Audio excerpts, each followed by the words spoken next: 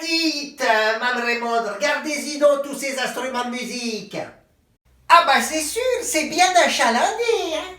Bon bah assoyez-vous là, ça va commencer, dépêchez-vous donc. Oui, voilà.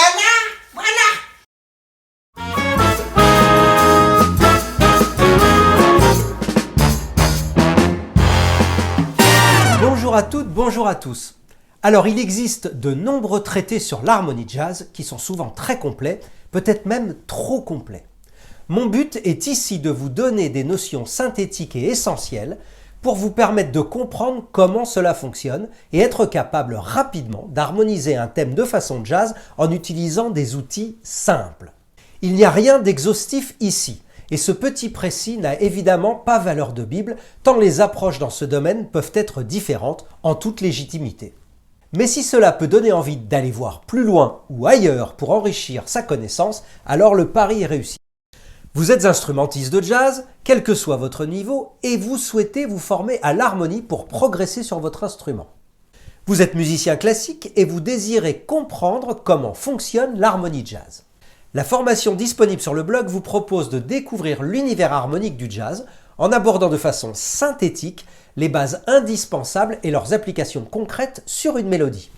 Des exemples et des exercices progressifs à faire avec leurs corrigés vous sont proposés afin de comprendre l'utilisation des principales règles de l'harmonie jazz. Au bout de quelques semaines de travail seulement, vous aurez toutes les clés en main pour harmoniser vous-même un standard de jazz. Alors comment ça marche ? Schématiquement, il existe en jazz 4 outils harmoniques principaux qui permettent de colorer n'importe quelle mélodie. L'enrichissement des accords va faire intervenir l'ajout dans vos voicings de notes faisant partie de ce que l'on appelle les superstructures, c'est-à-dire tous les intervalles redoublés qui se trouvent au-dessus de la septième. Les neuvièmes, qui sont des secondes redoublées, qui pourront être juste, bémol ou dièse, les onzièmes, qui sont des quartes redoublées et qui pourront être juste ou dièse, les treizièmes, qui sont des sixtes redoublées et qui pourront être juste ou bémol. Ces intervalles ne prendront donc cette dénomination que si l'accord contient déjà une septième, majeure ou mineure. Si l'on décide de mettre toutes ces notes dans notre accord, alors nous pourrons parler d'empilement de tierces. En poussant plus loin ce système, on peut superposer les 12 notes de la gamme et entrevoir le principe du dodécaphonisme et de la polytonalité.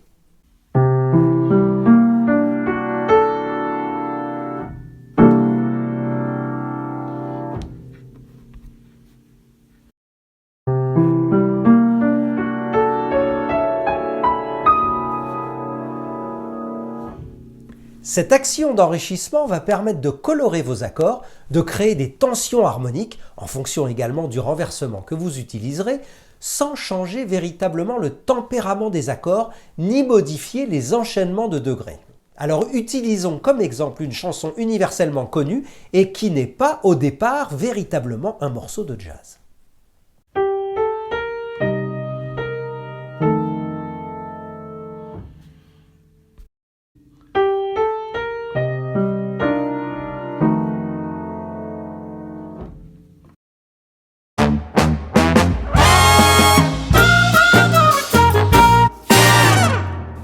La substitution consiste dans un accord à remplacer un intervalle par un autre ou une note par une autre. Les deux substitutions les plus courantes sont la substitution tritonique sur un accord de septième mineur, et la substitution de la quarte nommée sus4.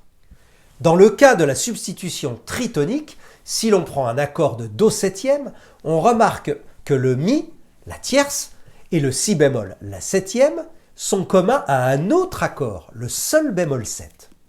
Le mi étant la septième de sol bémol et le si bémol étant la tierce de sol bémol.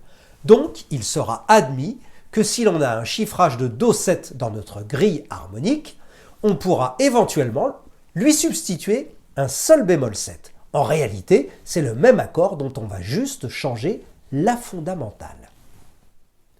Par exemple, ici, notre accord de Fa7 pourra donc être remplacé par un accord de Si7.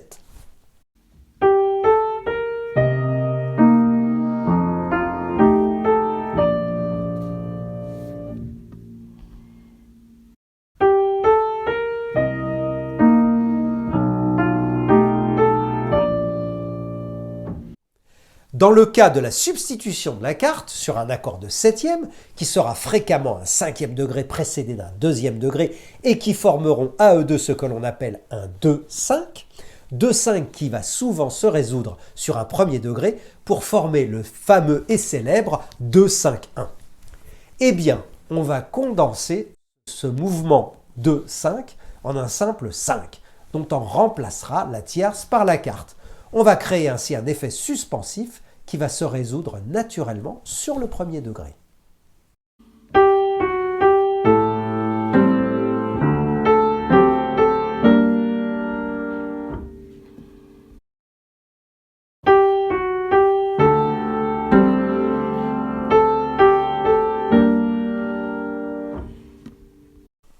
Il existe beaucoup d'autres substitutions. L'emprunt, quant à lui, fait intervenir une modification de l'enchaînement des degrés et de la progression harmonique du morceau. En jazz, il n'y a que très rarement de vraies modulations. Ce sont la plupart du temps des modulations provisoires ou des emprunts. En jazz donc, on fonctionne avec des degrés provisoires qui sont indépendants des degrés de la tonalité principale du morceau. Dans notre exemple, on constate qu'il y a un 2-5-1 en si bémol. Avec ce système, je vais pouvoir modifier la progression harmonique sans rien changer à la mélodie. Dans l'exemple qui suit, le 2-5-1 disparaît au profit d'une progression chromatique.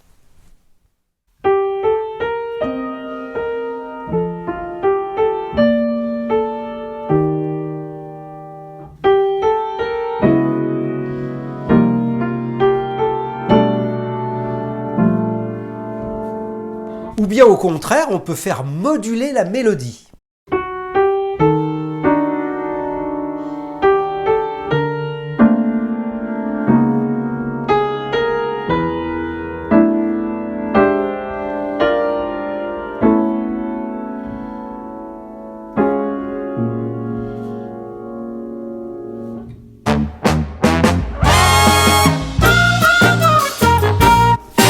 On utilise en jazz le système des triades superposées pour simplifier la notation et harmoniser les mélodies.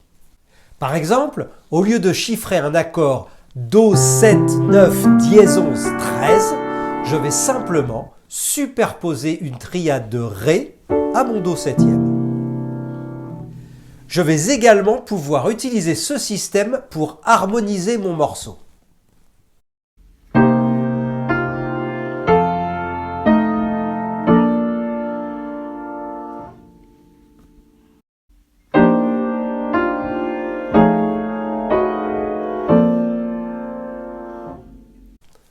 Tous les outils que je viens d'énoncer, utilisés en partie ou en totalité, vont nous permettre de partir du produit brut